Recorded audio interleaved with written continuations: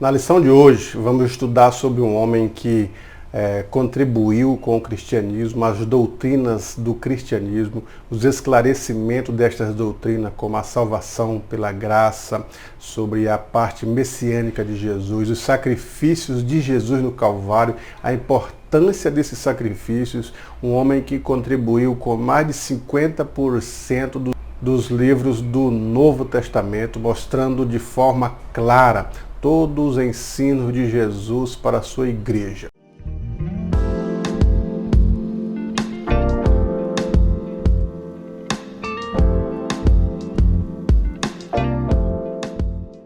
Meus irmãos e minhas irmãs, mais uma vez estamos aqui para dar início a mais um trimestre das escolas bíblicas dominical.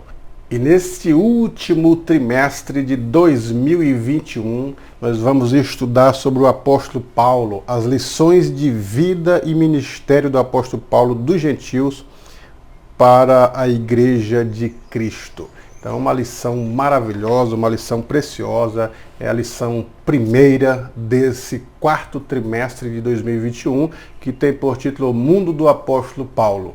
E o texto de hoje, o texto áureo, está em Atos 9 e 15. Disse-lhe, porém, o Senhor: vai, porque este é para mim um vaso escolhido para levar o meu nome diante dos gentios e dos reis e dos filhos de Israel. A verdade prática. Segundo a sua soberana vontade, Deus usa as circunstâncias para fazer uma grande obra. Então Paulo é chamado pregador dos gentios, uma figura mais importante do Novo Testamento. Uma figura tão relevante, mas também tão emblemática, que contribuiu com 50% dos conteúdos do Novo Testamento. Como disse a princípio, Paulo fala da expiação, fala da divindade messiânica, fala da salvação pela graça. Todos esses ensinos do Novo Testamento vieram pelas explicações de Paulo através das cartas, através das suas epístolas. Então temos uma clara evidência das doutrinas bíblicas que a Bíblia fala, e Paulo então fala com clareza, com ilustrações destas doutrinas, fazendo com que o leitor da Bíblia ele tenha um pensamento, um entendimento bem clareado através das suas explicações. Então, quando vamos estudar exatamente sobre a biografia de Paulo, quem foi Paulo? Nós não temos muitas evidências, muitas fontes de estudos para mostrar quem de fato foi Paulo, porque há muitas especulações. A Bíblia mesmo não traz uma explicação clara da vida particular de Paulo, da onde ele veio, ela não traz, a não ser algumas especulações, alguns escritos antigos, alguns livros apócrifos, alguns achados que vai fazer com que os estudiosos ou os biógrafos da vida de Paulo vai norteando, pontuando e costurando aquilo que seria uma vida de explicações de detalhes, tanto físicos quanto os naturais da vida do apóstolo Paulo. Alguns manuscritos siríacos, latim, gregos, mostram a vida do apóstolo Paulo como uma vida de oração, uma vida de devoção, além de algumas características físicas, como, por exemplo, ele era de baixa estatura, tinha os olhos próximos uns do outro, era um pouco calvo. Alguns achados armênios dizem que ele tinha os olhos azuis.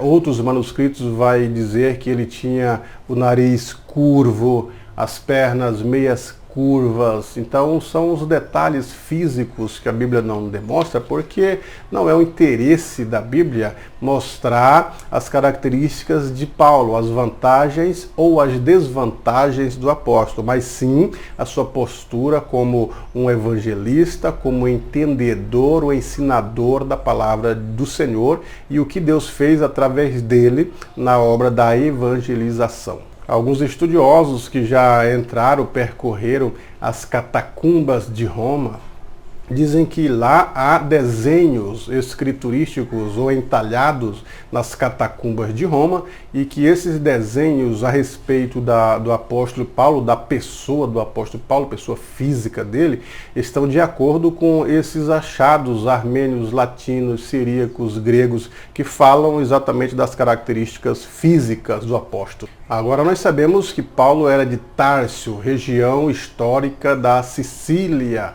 e que na Sicília, onde ele habitava, a cidade de Tarso tinha aproximadamente 300 mil habitantes. Era uma importante cidade, um importante centro comercial, como também político. Hoje, a região de Tarso, na Sicília, é chamada Menses, ali próximo ao Mediterrâneo, que está na Turquia.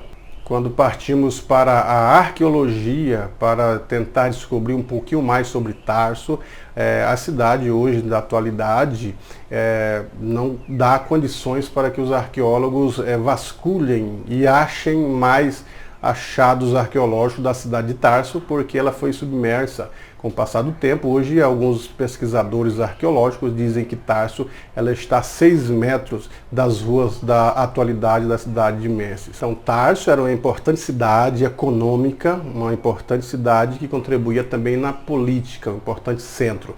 E ali onde Paulo veio de Tarso, ele também obteve praticamente através dos seus pais ou dos seus avós o título de cidadão romano. O título de cidadão romano honoris causa foi dado aos habitantes de Tarso por Pompeu, imperador romano, no ano 66.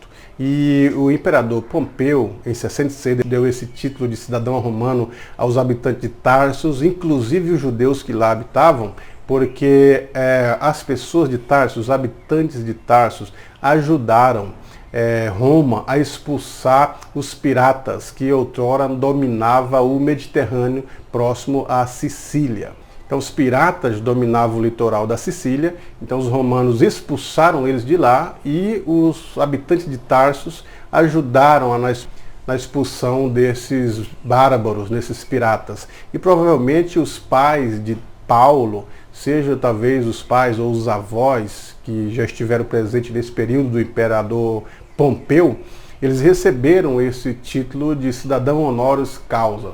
E posteriormente esse título foi passado à sua descendência e provavelmente tenha chegado também a Paulo. Por isso ele era possuidor do título de cidadão romano. Então havia diversas formas de conceber o direito de cidadão romano, como o próprio Paulo fala no livro de Atos 16 e 37 e também no livro de Atos 22 e 27, quando ele inquire, quando ele diz que possui o título de cidadão romano. Então o indivíduo que o está prendendo diz assim: como que você obteve? Eu paguei e paguei preço caro. E Paulo diz: eu obtive por nascimento, por naturalidade, né? Não pagou nada, mas foi um direito concedido pelos romanos, e acreditamos, segundo os estudiosos das pesquisas deles, que foi o imperador Pompeu, aproximadamente em 66 a.C. E os pesquisadores da biografia de Paulo dizem que os pais dele tinham condições financeiras e ele aprendeu as ciências de Tarso, mas ele foi enviado para Jerusalém para ter um aprendizado mais apurado, mais qualificado. Então ele veio aos pés de Gamaliel, que era um dos representantes do Sinédrio, com muito conhecimento. E Paulo aprendeu e se tornou então um doutor da lei e tornou também esse membro do Sinédrio, que era um encargo importante na religião judaica, muito respeitado. Paulo então, com todos os seus conhecimentos filosóficos e também agora conhecimentos judaicos, era um cidadão zeloso, como ele mesmo conta na sua carta, que ele era fariseu de fariseu. ele acreditava que as perseguições que ele impunha contra as novas seitas eram para favorecer o judaísmo, porque ele cria que de fato o judaísmo era uma religião pura e que só através das leis judaicas as pessoas conseguiam chegar ao conhecimento pleno de Deus e também da salvação mediante as obras da lei. Então ele levava aquilo a sério, apesar de certos equívocos que Paulo comete, mas ele era um zeloso, fariseu zeloso, um conhecedor apurado, homem respeitado com grandes conhecimentos, tanto os conhecimentos na área da filosofia quanto da área da religião judaica. E enquanto os meninos ou as pessoas que estudavam diante de um filósofo, diante de um grande doutor da lei, nas escolas judaicas, ao mesmo tempo eles aprendiam uma profissão. Isso era desde a educação judaica, no Oriente principalmente, era comum. Enquanto eles eram formados mentalmente, haveria de terem também uma profissão paralela aos seus estudos. E assim foi com Paulo, não foi diferente. Ele aprendeu a fazer tendas. E quando às vezes lemos que Paulo ele fazia tendas, parece que era algo desmerecido. E de fato não era. Na época, o fazer tendas era uma profissão de qualidade, uma das melhores profissões, e era semelhante à arquitetura da atualidade, ou aqueles que fazem design interior. Então Paulo ele era formado em fazer tendas, tinha esta profissão de autoestima, trabalhava e se autossustentava com a produção de tendas. Ele mesmo diz isso, que em alguns períodos do seu ministério, onde as igrejas não davam o sustento pessoal dele, ele foi trabalhar para não ser pesado aos irmãos, mas através da sua profissão ter o seu próprio sustento. E a profissão de qualidade no período, uma profissão que era referente à arquitetura ou ao design interior da atualidade, que também é estimado no meio comercial. Quanto ao nome de Paulo, anteriormente era chamado de Saulo, que é o nome hebraico de Saul. Saul é o nome hebraico e então ele levou o nome de Saulo. E posteriormente ele tem este nome mudado para Paulo, Paulo no latim. Então ele tem o mesmo nome referente a Saul. Isto está em Atos capítulo 13, versículo 9. Agora, por que a mudança do nome? Nós não temos as explicações de por que Paulo mudou de Saulo ou Saul no hebraico para Paulo do latim. Não temos os motivos da mudança de nome. Alguns dizem que quando as pessoas mudavam de caráter, também mudava o nome deles. Nós temos o amigo de Paulo que também teve o seu nome mudado. Silas, que é o mesmo que Silvano, posteriormente de Silvano foi mudado para Silas. Nós observamos isto em várias passagens da Bíblia, como 2 Coríntios, capítulo 1, versículo 19, Tessalonicenses, capítulo 1, versículo 1, e ainda Atos, capítulo 25, do versículo 22 a 40, tem essas referências em relação ao amigo de Paulo, Silas, que também era chamado de Silvano, mas que mudou para Silas. E observamos no Antigo Testamento, que era característica das pessoas, ou do próprio Deus, mudar o nome das pessoas em referência à mudança de caráter. Abrão, pai das alturas, foi mudado para Abraão, pai de uma multidão. E também Sarai teve tirado o i para ficar Sara. E a mudança do nome Jacó para Israel e tantos outros nomes que mudaram, e também Paulo não é assim. Não temos os motivos da mudança do nome de Paulo, mas acreditamos que seja pela mudança de caráter de Paulo. Ele mudou agora as suas atitudes, passou a ter entendimento do amor de Deus e a viver uma prática do caráter cristão, e posteriormente o nome mudado para Paulo, que é um nome latino.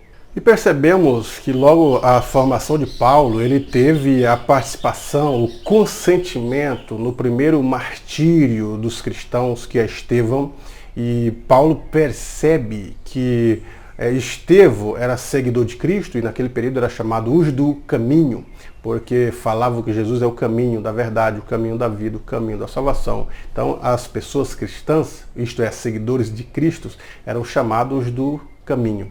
E Paulo então faz uma análise, ele zeloso pela lei, busca cartas brancas para perseguir essa tal seita das pessoas do caminho. E o Sinédrio dá a carta para Paulo, a carta branca, e Paulo então vai em busca dos cristãos que estão em Damasco para perseguir e provavelmente matarem, apesar de que os judeus não tinham direito de sentenciar ninguém à morte. A gente vê isso quando os judeus recorreram para o julgamento de Jesus para Pôncio Pilatos. E Pilatos então dá ordem de execução para Jesus. Então só os romanos tinham o direito de sentenciar à morte. A questão da mulher adúltera de São João 8 era uma armadilha, que eles disseram que a lei mandava apedrejar, mas pelas leis romanas os judeus não tinham direito de execução. Então eles queriam ver se Jesus iria infringir as leis romanas executando sendo judeus, ou se iria desobedecer às leis judaicas que condenava o adultério. E pelos escritos de Paulo, percebemos que aparentemente Paulo recebe treinamento militar, porque ele fala com maestria em relação às armas de guerras dos soldados. E os moradores de Tarso geralmente estavam sempre envolvidos em algumas guerras e também tinham treinamentos militares, segundo os historiadores. Então parece-me que Paulo tinha esse treinamento militar quando ele fala dos soldados, do uso das ferramentas de um soldado, a forma da guerra, tanto em Éfeso quanto em outros lugares. Ele faz esta similaridade da vida do soldado militar com a vida do soldado cristão. E por que Paulo escolhe exatamente Damasco para poder começar a sua busca por cristãos e exterminar esta seita? Porque Damasco era uma importante cidade, tanto política quanto econômica. Era um centro comercial. Todas as demais cidades passavam por Damasco. Era uma transição, um intercâmbio que Damasco fazia com as demais cidades, de tal forma que as notícias de Damasco se partiam rapidamente por todas as regiões a partir das estradas de Damasco. Então ele já foi de uma forma estratégica exterminar os cristãos que estavam em Damasco para evitar que a seita se proliferasse de uma forma eficiente para as demais regiões daquele país. Então ele vai estrategicamente para Damasco para procurar matar os cristãos, uma vez que ele percebe que a seita, segundo ele, era perigosa, porque o próprio mártir Estevão morreu convicto e que as pessoas cada vez mais se afeiçoavam com a mensagem das pessoas do caminho. Então ele estrategicamente vai para Damasco com o intuito de exterminar e evitar que a religião do caminho se proliferasse rapidamente pelas demais cidades, prejudicando assim o judaísmo. Mas no caminho de Damasco, Paulo tem um encontro com Jesus e diz: "Por que me persegue?" E nós percebemos que Paulo não estava perseguindo Jesus, mas estava perseguindo os cristãos. Mas temos exemplos e lições da eclesiologia. Quem persegue a igreja, persegue a Cristo. Quem persegue os cristãos, persegue a Cristo. Porque a igreja, ela está edificada em Cristo. Então, uma importante lição: todas as pessoas que colocam a mão contra a igreja, contra a obra de Deus, automaticamente está perseguindo a Cristo e a obra não prevalecerá, conforme ele diz em Mateus 16:18. As portas do inferno não prevalecerão contra a minha igreja. E por quê? Ele já diz nos versículos antecessores: sobre esta pedra, que era a rocha, Cristo, edificarei a minha igreja. Na volta para Tarso, depois de Paulo ter o encontro com Jesus, ele partiu para Jerusalém. Praticamente não foi bem aceito em Jerusalém, porque os cristãos temiam ainda que ele estivesse querendo a perseguição das pessoas. Depois de não ter uma recepção adequada em Jerusalém e por todo o império, por toda a região da Judéia e de Israel, as pessoas ainda temerem a possibilidade de Paulo voltar a perseguir os cristãos, ele vai e fica mais 2 anos em Tarso. E esses 2 anos em Tarso, a gente não sabe o que aconteceu, não tem evidência escrita do que seria, do que ele teria feito dentro desses 2 anos em que passou em Tarso. Posteriormente ele volta para Jerusalém e aos poucos vai recebendo a confiança das pessoas. Mas o intuito de Paulo é pregar para o procurador romano, ou para o Império Romano. Ele tem vontade de ir nas autoridades romanas para falar de Jesus. E logo que ele é preso em Jerusalém, ele apela para a sua cidadania e então ele vai para Roma e, através do procurador Félix, procurador romano, ele é interrogado, fala de Jesus, que era o desejo de Paulo, e posteriormente a isso, ele preso por ordem de Félix em uma prisão domiciliar, ele foi mandado ser executado pelo imperador Nero, e a história diz que ele morre decapitado. Então essas são uma breve biografia da vida de Paulo. Lógico que tem mais biógrafos que vão falar mais relatos, mais detalhes, mas como é uma lição inaugural, uma lição introdutória, fizemos essas ilustrações verídicas e de pesquisas arqueológicas e históricas para que os nossos professores tenham então subsídios para elencar na sua aula e dar uma boa aula. Quando a lição fala no primeiro tópico, o mundo de Paulo no Império Romano, vai falar, evidentemente, das estradas romanas que tinham mais ou menos 300 mil de uma malha viária. E dessas 300 mil, 90 mil quilômetros eram de estradas boas. Então, é o que facilitou Paulo a percorrer todo o Império, evangelizando entre os gentios. E lógico que Barnabé, o seu companheiro, o convidou para esta obra missionária. E Paulo, evidentemente, foi junto com Barnabé, rodando por todas as cidades através das rodovias romanas. Os romanos foram quem abriram estradas para todos os impérios, porque os romanos dominavam o mundo da época. Então, para facilitar este comando imperial das demais cidades, eles abriram estrada para todas as regiões. Isso facilitou com que Paulo pudesse percorrer essas rodovias falando de Jesus. Ele percorreu as rodovias, foi também através das hidrovias, através dos navios, a pé, falando de Jesus por todas as cidades. O mundo da época de Paulo foi evangelizado. Nós observamos isto em Atos, quando ele percorre pela primeira viagem, a segunda viagem, a terceira viagem. As viagens de Paulo, todas elas foram viagens evangelísticas, foram abrindo trabalhos, formando os cristãos nas cidades. Todas as cidades que Paulo passava, ele deixava o evangelho, a semente do evangelho, e uma igreja para crescer, uma igreja plantada com a obra de Cristo, para que o nome de Jesus fosse anunciado através dos cristãos e as vidas fossem salvas. O mundo cultural de Paulo é o mundo da filosofia. Paulo também era um importante filósofo porque estudou todas as ciências daquele período. Era um poliglota, falava as línguas mais importantes do período, tanto o hebraico quanto o grego. E naquele período era o grego koiné, o grego comum, o grego do povo.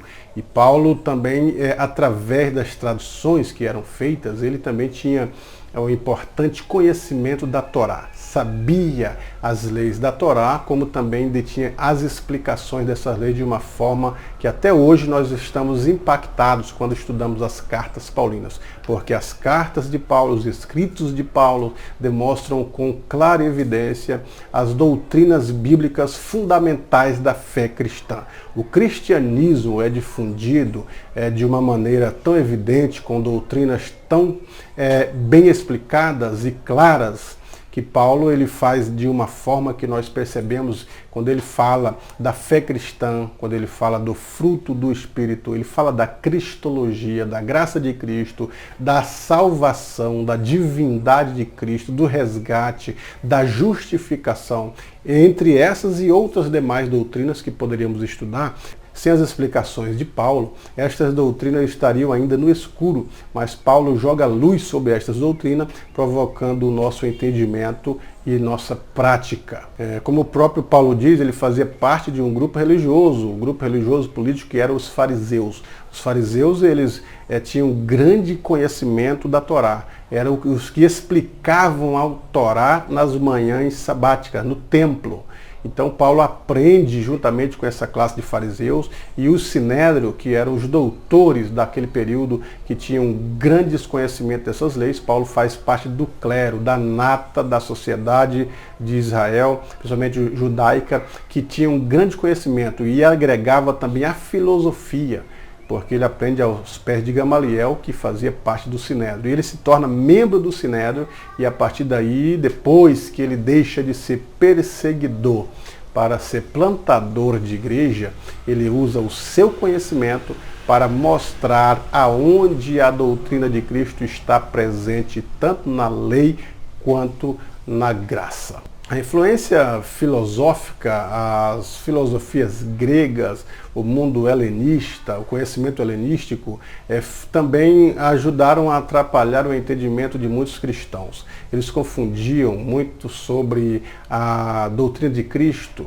a cristologia, tinham dificuldade de entender Cristo que veio em carne, que habitou num corpo semelhante ao nosso. Então Paulo contribuiu para desmistificar aquilo que estava sendo contaminado através dos gnósticos ou através dos estoicos. E vários grupos heréticos surgiram, trazendo o entendimento filosófico para dentro do entendimento religioso, teológico.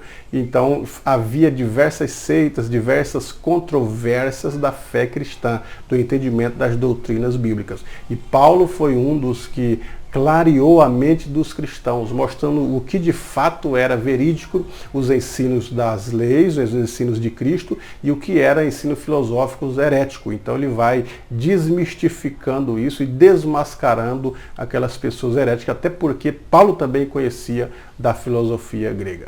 E o que mais sabemos de Paulo é que ele era de Tarso, era judeu e fariseu, e ao 8º dia foi circuncidado, se tornou um dos importantes nomes do judaísmo e posteriormente do cristianismo. Hoje nós estamos estudando, 2000 e poucos anos após a vida de Paulo, os achados de Paulo, os escritos deixados por Paulo, as doutrinas ensinadas por Paulo, o caminho mostrado por Paulo. Então, um dos maiores evangelistas do Antigo Testamento, que evangelizou o mundo da época, no seu período, com recursos precários, mas foi um dos maiores missionários, é chamado apóstolo dos gentios, porque saiu do redil de Israel para falar para pessoas que não era judaica, que não tinham conhecimento da Torá, mas que através dos ensinos de Paulo se tornaram cristãos em Cristo. E as diversas igrejas que ele deixou no mundo gentílico, elas floresceram por causa da obra de Paulo, um dos maiores apóstolos da história do Novo Testamento. E também porque hoje temos o Novo Testamento completo, com mensagens evidentes e doutrinas claras sobre a fé cristã, que contribui para que hoje nós tenhamos uma fé sólida, uma fé abalizada nesses conhecimentos. E no decorrer deste trimestre, nós vamos aprender ainda sobre a conversão de Paulo, sobre o seu preparo ministerial. Ainda aprenderemos nesse trimestre a sua obra missionária com mais detalhes nas lições seguintes. E ainda vamos aprender sobre as cartas de Paulo, a sua obra e tudo aquilo, todo o legado de Paulo está presente no Novo Testamento. Então, o estudo da teologia paulina, ele faz com que a nossa fé seja acrescida, o nosso objetivo seja fortalecido e o nosso conhecimento seja cada vez mais maduro. Se você quer saber mais sobre as doutrinas da fé cristã, venha para esse trimestre aprender na escola dominical. Se você quer saber mais sobre a teologia paulina e a sua importância na vida do cristão, venha para a escola dominical e você aprenderá a importância das doutrinas bíblicas na teologia paulina ensinada por esse grande homem da fé e da obra gentílica, o apóstolo Paulo.